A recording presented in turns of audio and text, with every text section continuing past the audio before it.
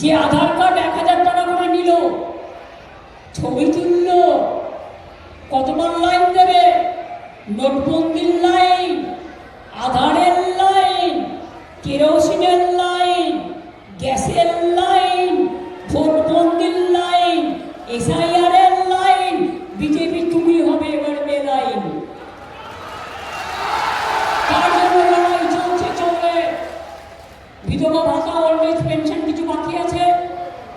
আগামী দিন রিভিউ করে আমরা আমাদের ম্যানিফেস্টোতে বলেছি আমরা অনেকটাই করে দেব। সম্প্রদায় আমরা একসাথে থাকি।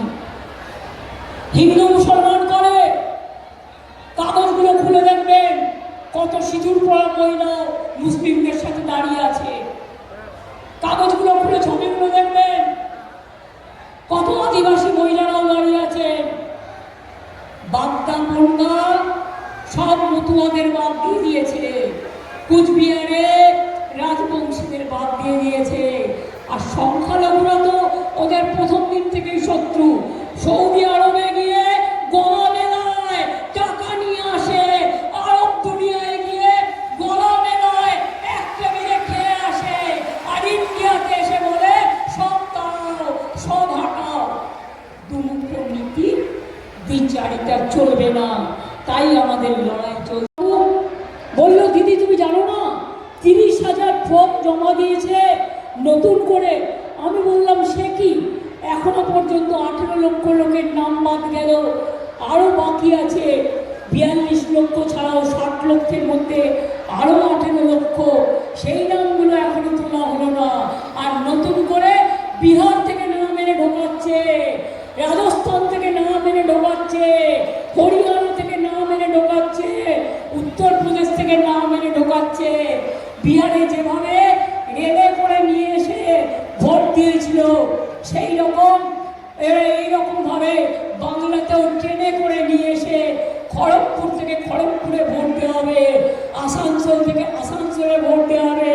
সারা জেলায় বাংলাকে বাদ দিয়ে, বাংলার মানুষকে বাদ দিয়ে ডাবল ইঞ্জিন সরকার আপনাদের ভোট দখল করবে। আমি সবাইকে বলবো, বুথ থেকে শুরু করে, পঞ্চায়েত থেকে শুরু করে, টাউন থেকে শুরু করে, ব্লক থেকে শুরু করে লক্ষ্য রাখুন কোথায় কি হচ্ছে। আমরা প্রমাণ করে দিয়েছি, বস্তা বস্তা কাগজ। কালকেও নির্বাচন কমিশনে 30,000 নাম জমা দিয়েছে। তারা বাংলার কেউ নয়, সব ভিনদেশি। কেন দিয়েছে? বাংলা রাজ্যটাকে তুলে দিতে চায়। মনে রাখবেন ওটা ওদের ধাপ্পা। যদি দিতে আসে নোট, দেবেন না ভোট। সবাই মিলে বাঁধুন জোর। পাড়ায় পাড়ায় রিক্সাওয়ালা থেকে, হকার থেকে শুরু করে, চায়ের দোকান থেকে শুরু করে, হোটেল থেকে শুরু করে, বাস স্ট্যান্ড থেকে সরিয়ে দিন, রটিয়ে দিন। বিজেপি বাংলা বিরোধী, একটি ভোটও কেউ যেন বিজেপিকে না দেয়, এটা মাথায় রাখতে হবে। আর আমাদের সরকার যদি চান, আমি নিজে আপনাদের কাছে বলবো, তাহলে মনে রাখবেন এই জোড়া ফুল চিহ্নটা আমি নিজে সৃষ্টি করেছি। তৃণমূল আমার স্বপ্ন, তৃণমূল আমার মাটি মানুষ, তৃণমূল জোড়া ফুল আমার মাটির মানুষ, আমার গ্রাম, আমার শহর, আমার সর্বধর্ম সমন্বয়। তৃণমূল কংগ্রেসকে জেতাতে হবে আপনাদের নিজেদের ঠিকানা ঠিক রাখার জন্য, সম্মান ঠিক রাখার জন্য, খাদ্য ঠিক রাখার জন্য, ভাষা ঠিক রাখার জন্য, যাতে আপনাদের কেউ এরপরে করবে এনআরসি এখনো বাদ দিচ্ছে নাম।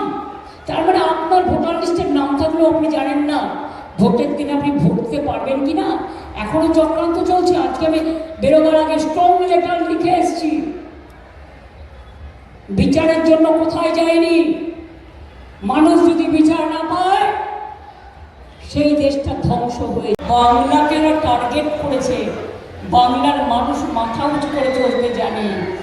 তাই বিদ্যাসাগরের মূর্তি ভাঙেও না, রাজা রামমোহনকে অপমান করে, বঙ্কিমচন্দ্রকে অপমান করে, রবীন্দ্র নজরুলকে অসম্মান করে, বিরসা মুন্ডাকে অসম্মান করে।